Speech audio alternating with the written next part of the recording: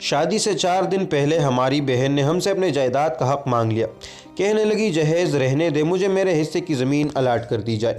ہمارے ہاں اس سے پہلے کبھی ایسا ہوا نہیں تھا کہ کوئی عورت یا لڑکی اپنے باپ یا بھائیوں سے اپنی زبان سے اپنا حق مانگے۔ بڑوں نے بہن کو بہت سمجھایا کہ ایسا نہیں کرتے، ہم گاؤں میں بے عزت ہو جائیں گے کہ ان کی بیٹی اپنا حصہ مانگ رہی ہے، لیکن بہن تھی کہ پیار کی زبان سمجھنے کے بجائے الٹا گھر والوں سے جھگڑا کرنے پر اتر آئی اور معاملہ عدالت میں لے جانے کی دھمکیاں دینے لگی۔ ہم سخت پریشان تھے کہ اب 2 دن میں ساری برادری گھر آنے کو تیار ہے اور یہاں ایسا ماحول بن گیا ہے کہ شاید یہ شادی بھی رک جائے یا انکار کرنا پڑے یا پھر چپ کر کے اس کے حصے کی زمین اس کے حوالے کر دی جائے۔ جب مجھے ملک سے باہر یہ خبر پہنچی تو یہ سب سن کر میرے ہاتھ پاؤں کام کرنے سے انکار کر گئے۔ بھوک مٹ گئی۔ کفیل میرے کام نہ کرنے کی وجہ سے مجھ سے ناراض اور میں خوشی کو غم میں تبدیل ہوتا دیکھ کر نڈال ہو گیا، کیونکہ میں 9 سال سے پاکستان سے باہر تھا اور اپنی بہنوں کے گھر بسانے کے لیے محنت کر رہا تھا۔ اکیلا بیٹھ کر سوچا تو لگتا تھا کہ بہن اپنی جگہ ٹھیک ہے۔ جب حدیث پاک مطابق شریعت اسے اپنا حق لینے کی اجازت دے رہی تو ہم کون ہوتے ہیں انکار کرنے والے؟ اور جب باقی کسی گھر کے فرد کی کال آتی تو لگتا کہ مجھے اپنی بہن کے پاس جا کر سمجھانا چاہیے کہ ایسا ٹھیک نہیں، ہم بے عزت ہو جائیں گے، لیکن کیا کرتا۔ 1 دن گزر چکا تھا اور 3 دن باقی تھے۔ میں نے شام کو بہن سے بات کرنا چاہی تو کہنے لگی کہ اگر تم میرے شادی سے پہلے جائیداد دلوانے میں میرا ساتھ دینے کا وعدہ کرتے ہو تو میں تم سے بات کرتی ہوں، نہیں تو دوبارہ مجھ سے بات کرنے کی ضرورت نہیں۔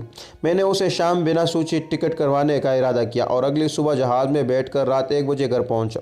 چھوٹے سب خوشی سے ملے اور سب بڑوں کے چہروں پر اداسی نے ڈیرے جما رکھے تھے۔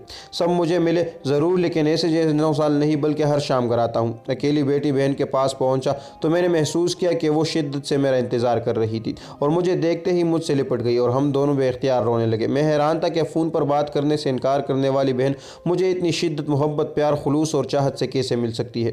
خیر، ملنے کے بعد ہم دونوں بیٹھے۔ 9 سال بعد ہماری شکلیں کافی تبدیل ہو چکی تھی، لیکن دل وہی 9 سال پہلے والے جگہ پر اٹکے ہوئے تھے۔ باتیں شروع ہوئی تو کہنے لگی بس مجھے میری زمین بھی مل گئی، مجھے میرا حق بھی مل گیا، مجھے میری خوشیاں بھی واپس مل گئی، یعنی مجھے میرا بھائی مل گیا تو جیسے مجھے سارا جہاں مل گیا۔ اور ہم دونوں کے میں نے پوچھا پھر تم نے سارے خاندان کو کیوں پریشان کیا؟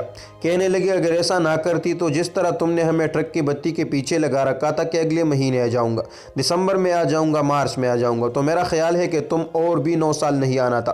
اور یہ ہم دونوں باپ بیٹی کا پلان تھا جو اللہ کی رحمت سے کامیاب ہوا۔ اور پھر تھوڑی دیر میں سارے خاندان کی گئی ہوئی خوشیاں واپس آ گئی اور مٹھائی کے ڈبے کھل گئے۔ میں نے اللہ کا شکر ادا کیا جس نے مجھے اپنی بہن سے ملوایا، اور باہر نکلتے ہوئے میں نے بہن سے کہا کہ شادی کے بعد میں تیرے سمیت باقی بہنوں کو بھی جائیداد میں ان کا حق دے کر اپنا فرض ادا کروں گا اور تیرے پلان کو مزید کامیاب بناؤں گا۔ یہ سنتے ہی کمرے میں موجود تمام لوگوں کے چہرے پر مسکراہٹ بکھر گئی۔